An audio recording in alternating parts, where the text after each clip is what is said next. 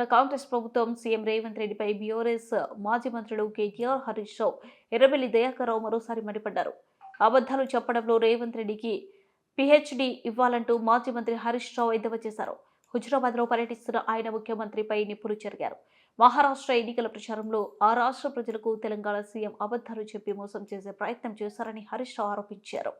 6 గ్యారెంటీల మోసాన్ని గ్రహించిన మహారాష్ట్ర ప్రజలు అక్కడ కాంగ్రెస్ ను ఓడించారన్నారు.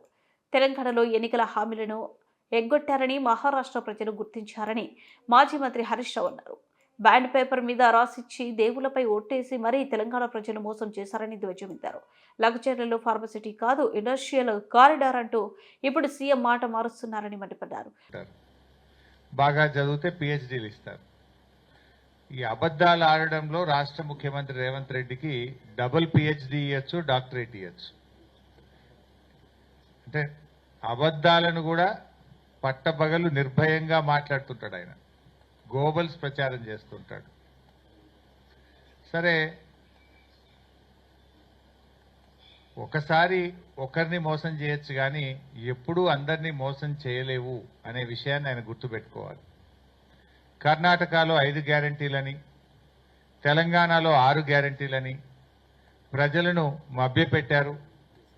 100 రోజుల్లో అమలు చేస్తామని బాండ్ పేపర్ల మీద ఇచ్చి ప్రజల్ని మోసం చేశారు. అదే మోసాన్ని మహారాష్ట్రలో చేయాలనుకున్నారు.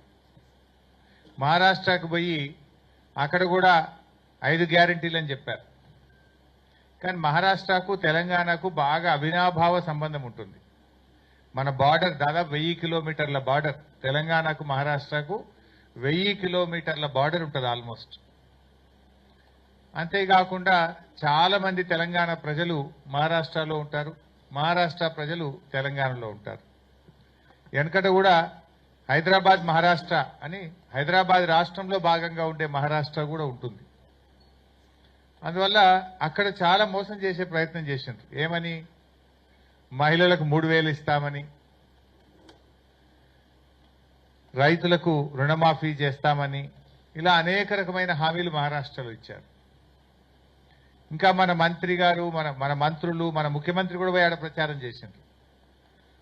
వీళ్ళని చూడగానే తెలంగాణలో ఎగబెట్టిన యాదికి వచ్చినాయి మహారాష్ట్ర ప్రజలకు. తెలంగాణలో రుణమాఫీ కాలేదు, ఈడొచ్చి అబద్దాలు చెప్తున్నారు, మమ్మల్ని కూడా మోసం చేస్తారు.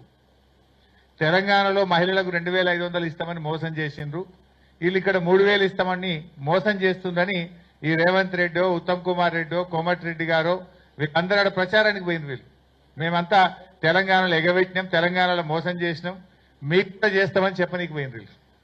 మహారాష్ట్ర ప్రజలు ఈ 6 గ్యారెంటీల మోసాల్ని గ్రహించింది కనుకనే కాంగ్రెస్ పార్టీకి గుణపాఠం చెప్పిండ్రు. అయిందా రుణమాఫీ? 101 దేవుళ్ల మీద ఒట్టుబెట్టి రుణమాఫీ విషయంలో రైతుల్ని మోసం చేసిన వ్యక్తి మన రాష్ట్ర ముఖ్యమంత్రి రేవంత్ రెడ్డి గారు.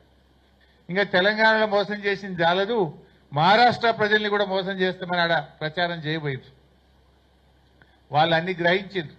ఇక్కడ మహిళలకు 2500 రాలేదు, వృద్ధులకు 4000 పెన్షన్ రాలేదు, రైతు భరోసా 1500 రాలేదు, రుణమాఫీ జరగలేదు, బోనస్ బోగస్ అయిపోయింది, తులం బంగారం